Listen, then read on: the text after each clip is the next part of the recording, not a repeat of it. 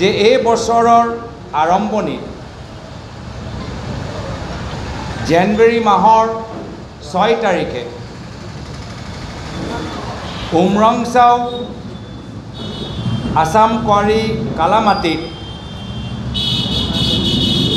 এটা illegal red whole মাইনত আমাৰ 9 গৰাকী শ্ৰমিকসকলৰ মৃত্যু হ'ল। সেই সময়ত সকলোৱে দেখিছিল যে কেন্দ্ৰৰ চৰকাৰ ৰাজ্য চৰকাৰ এই 9 গৰাকী শ্ৰমিকসকলক উদ্ধাৰ কৰিবলৈ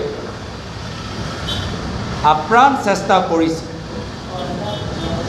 কিন্তু শেষত এই 9 গৰাকী তেওঁলোকৰ মৃত্যু হ'ল। আৰু তাৰ পিছত যেতিয়া চৰকাৰক সোধা গ'ল যে আপোনালোকেতো কৈ থাকে যে অসমত কয়লা সিন্ডিকেট নাই, অবৈধ কয়লা খনন নহয়, অবৈধ ৰেড হোল মাইনিং নহয়, তো এই দুৰ্ঘটনা কেনেকৈ হ'ল?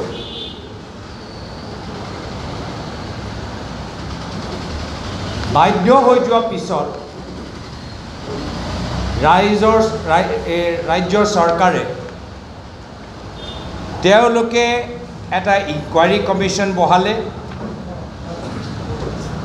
য'ত গুৱাহাটী হাইকোৰ্টৰ ফৰ্মাৰ জাজ জাষ্টিছ অনিমা হাজৰিকা ডাঙৰীয়ানী আছে।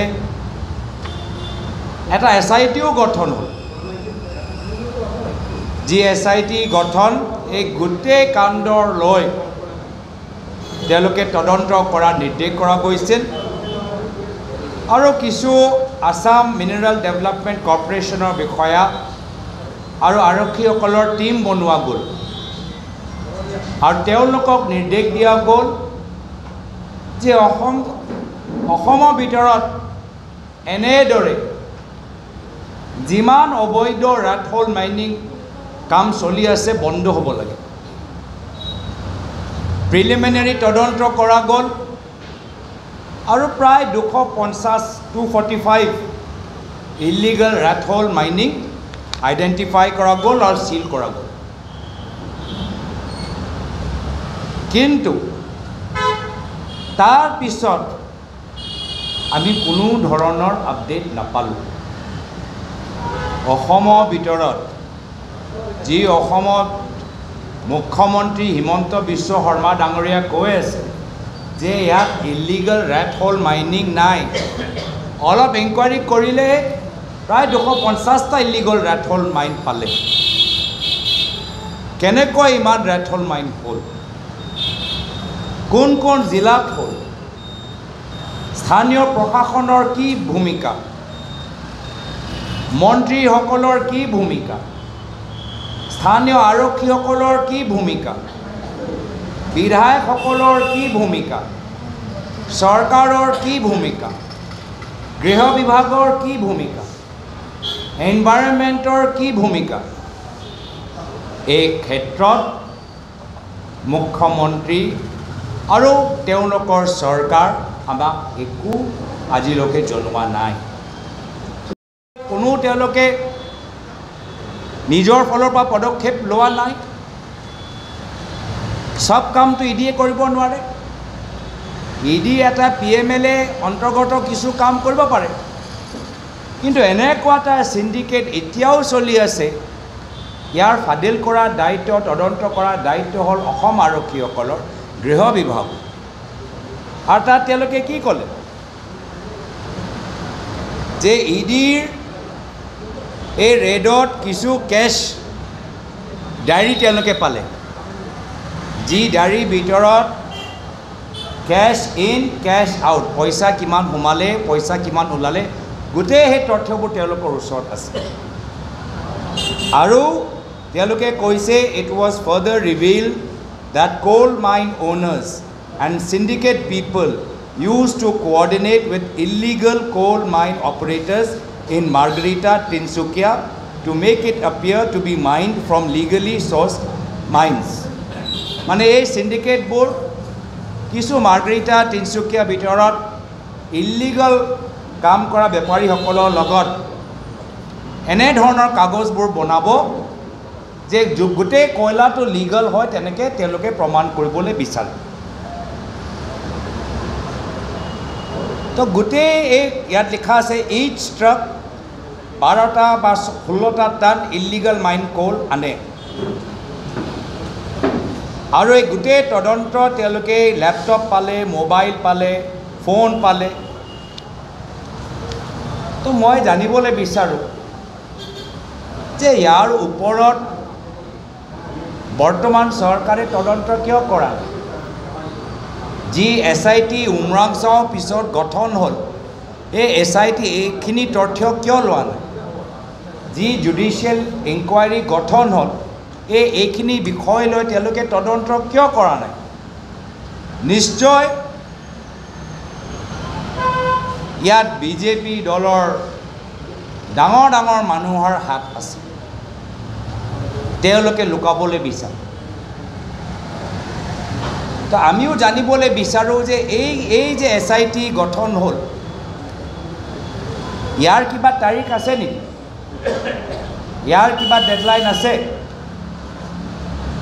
যিদৰে আমাৰ ক্ষেত্ৰত যি SIT মুখ্যমন্ত্ৰীটো কৈ দিছে যে 10 ছেপ্টেম্বৰ ডেডলাইন।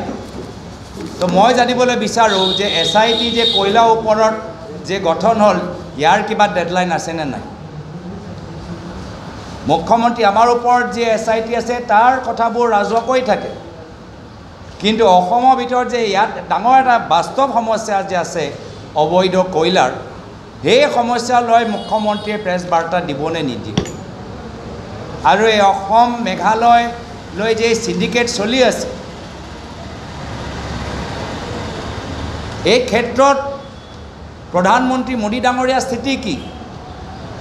তেওঁতো কৈছে না খাওঁগা না খানে দুংগা। ইয়াততো লিখা আছে যে প্ৰত্যেক ট্ৰাকৰ পৰা 1.5 লাখ টকা খায় সিন্ডিকেটে, প্ৰত্যেক ট্ৰাকৰ পৰা 1.5 লাখ টকা খায়। না খানে দুংগাটো কাম কৰা নাই। আৰু সেইকাৰণে মই প্ৰধানমন্ত্ৰী মোদী ডাঙৰীয়াকো চিঠি পঠালোঁ যোৱাকালি, আৰু তেওঁকো অৱগত কৰালোঁ যে SIT উমৰাংচাও আৰু এই ED যে ৰেড হ'ল, ইয়াৰ ওপৰত অসম চৰকাৰ মুখ্যমন্ত্ৰী হিমন্ত বিশ্ব শৰ্মা ডাঙৰীয়া নিমাত।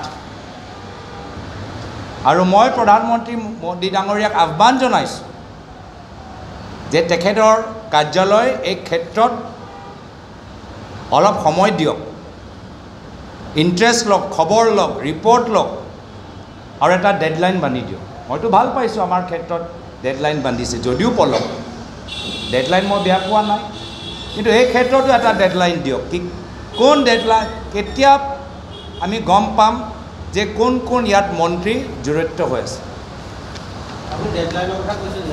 মই শেষ কৰা নাই, মোৰ সম্পূৰ্ণ হ'বলৈ দিয়ক।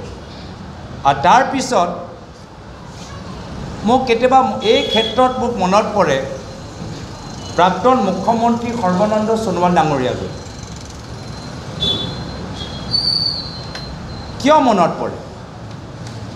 মই কেতিয়াবা ভাবোঁ যে তেওঁ কি অপৰাধ কৰিলে যাৰ ফলত তেওঁ মুখ্যমন্ত্ৰী চকীৰ পৰা আঁতৰাই দিলে? তেওঁ জাতি মাটি ভেটি কথা কৈছিল, তেওঁ অসমৰ ব্ৰহ্মপুত্ৰ বৰাক মানুহৰ মাজত একতা সৃষ্টি কৰা কথাবোৰ কৈছিল। এতিয়া লাহে লাহে মই বুজি পাইছোঁ তেওঁ কিয় আঁতৰা গ'ল। যিহেতু তেওঁ কৈছিল 2016 চনৰ নিৰ্বাচনী প্ৰচাৰত যে তেওঁ এই সিন্ডিকেট খতম কৰিব যদি তেওঁলোকৰ চৰকাৰ আহে। আৰু 2016 চনৰ পিছত হ'ব পাৰে যে তেওঁ কিছু চেষ্টাও কৰিছিল এই কয়লা সিন্ডিকেট ৰাজনীতিবিদৰ হাতৰ পৰা ওলাবলৈ আৰু লাহে লাহে নিয়ন্ত্ৰণ লৈ আনিবলৈ, লাহে লাহে কমাবলৈ, লাহে লাহে শেষ কৰিবলৈ হ'ব পাৰে তেওঁ চেষ্টা কৰিছিল, যিহেতু আমিও মাজে মাজে খবৰ পাই থাকোঁ।